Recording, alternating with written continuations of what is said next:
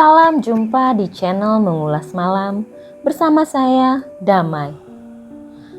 Sahabat Mengulas Malam, kali ini Damai akan mengulas kisah yang diambil dari sebuah artikel yang diunggah hipwi.com yang mengangkat sebuah judul Pengalaman Misteri Saat Naik Kereta Api Menuju Bandung. Kisah misteri saat menaiki kendaraan umum sudah jamak terjadi. Banyak yang sudah pernah menceritakan kisahnya, tak sedikit yang menyimpannya rapat-rapat. Memang kisah horor begini tidak baik jika terus diingat-ingat. Tapi bagaimanapun, kadang bikin trauma juga. Kisah misteri di kereta kembali terulang. Meski kejadiannya sudah lama, namun ceritanya sedang ramai di Twitter. Kisah ini diceritakan oleh Putri Diah Wardani. Ia menjawab pertanyaan kejadian langka apa yang pernah dialami di kereta api. Cerita berawal saat Putri pulang ke Bandung di akhir pekan. Ia pulang naik kereta api pukul 20 waktu Indonesia bagian Barat. Saat itu Putri sudah sampai di stasiun pada pukul 19 waktu Indonesia Barat. Meski jadwal keberangkatannya masih sejam lagi, ketika menunggu ia main HP dan sesekali mengamati sekitar. Putri yang tengah duduk menghadap ke jalur kereta tiba-tiba melihat di seberang ada perempuan berbaju putih yang bolak-balik. Dilihat dari pakaiannya, sepertinya dia bukan orang sini karena tampak asing. Ia dan perempuan tadi saling menatap, dan perempuan itu tersenyum pada Putri. Tak lama kemudian, kereta sampai ke stasiun dan menghalangi keduanya. Putri masuk ke dalam gerbong dan mendapati gerbong yang dinaikinya kosong. Namun ia tidak ambil pusing dan langsung menuju tempat duduk di nomor 13D. Ketika kereta jalan, tampak si perempuan berbaju putih di seberang tadi tersenyum kepadanya. Dia kemudian masuk ke gerbong 3 nomor 13D. Di situ dia merasa aneh karena gerbongnya cukup sepi. Tak biasanya kereta sesepi ini. Biasanya ramai orang pulang kantor dengan membawa tas maupun koper. Di gerbong cuma ada dia sendiri saat kereta berangkat. Tentu ini hal aneh yang bikin ia curiga. Setelah 45 menit berjalan, kereta itu berhenti di stasiun. Lalu banyak orang masuk. Anehnya, mereka semua diam membisu. Putri lalu menuju ke toilet 20 menit kemudian. Saat sedang di dalam toilet, tiba-tiba lampunya mati. Ia lalu segera keluar toilet dan bertemu kondektur dan protes lampunya mati. Anehnya kondektur itu hanya diam saja. Tampak ia merunduk dan mukanya pucat. Lalu Putri kembali ke tempat duduknya. Awalnya ia duduk sendirian, tapi ternyata di bangku sebelahnya sudah ada perempuan berbaju putih. Selain itu, tampak penumpang lainnya diam saja meski gerbong penuh saat itu. Putri lalu bertanya ke perempuan yang duduk di sampingnya. Ia menanyakan si perempuan turun di mana. Namun si perempuan itu cuma diam dan memberi isyarat jari telunjuk kanan di depan bibirnya. Putri pun diam.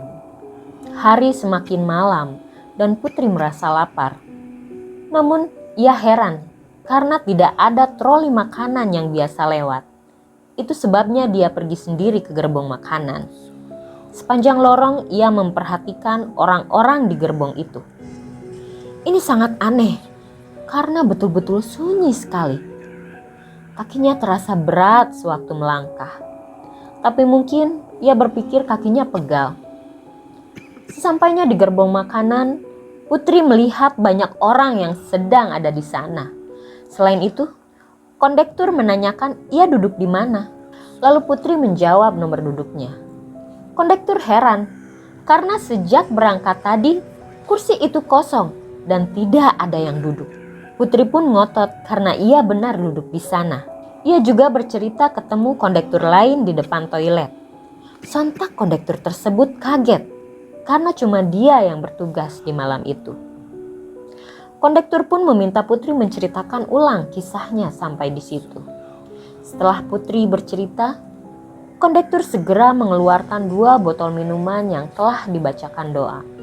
Ia pun mengantar Putri kembali ke gerbongnya. Putri pun kaget karena di gerbong tersebut ramai orang dan yang duduk di sampingnya adalah bapak-bapak. Ia baru teringat bahwa perempuan yang duduk tadi adalah perempuan yang ia lihat di stasiun. Bingung dengan apa yang terjadi, ia memutuskan tidur. Putri bangun ketika kereta sebentar lagi sampai tujuan. Begitu bangun, kondektur tadi kembali memberi air minum untuk diminumnya setelah keluar kereta. Kondektur itu juga memberikan sebuah kertas yang bertuliskan untuk dibaca di rumah. Ia sampai stasiun tujuan sekitar jam setengah 12 malam dan ia melihat keluarganya sudah menjemputnya. Sesampainya di Bandung, kertas dari kondektur pun dibuka di rumah dan isinya seperti ini. Mohon Mbak jangan panik setelah membaca kertas ini.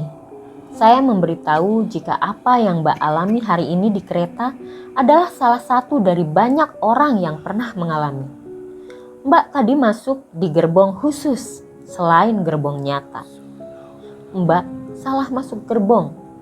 Mungkin karena nomor gerbong dan tempat duduk yang Mbak duduki sama dengan wanita yang duduk di sebelah Mbak yang tadi Mbak ceritakan kepada saya.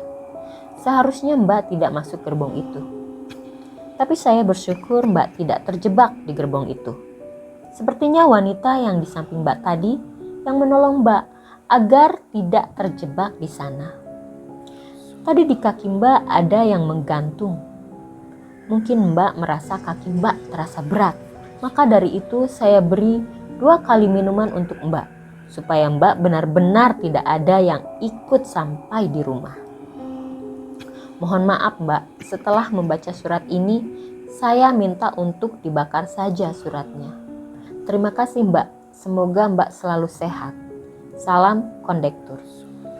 Setelah membaca surat itu, Putri kemudian membakar suratnya. Demikian kisah horor yang dialami Putri. Semoga kejadian ini tidak akan menimpa kita di kemudian hari. Jika sahabat punya pengalaman mistis dan ingin diangkat ceritanya di channel Mengulas Malam, silahkan kirim ceritanya ke email kami mengulasmalam@gmail.com. Jangan lupa juga untuk terus dukung channel ini dengan subscribe, like, komen, dan share tentunya. Sampai jumpa di video selanjutnya.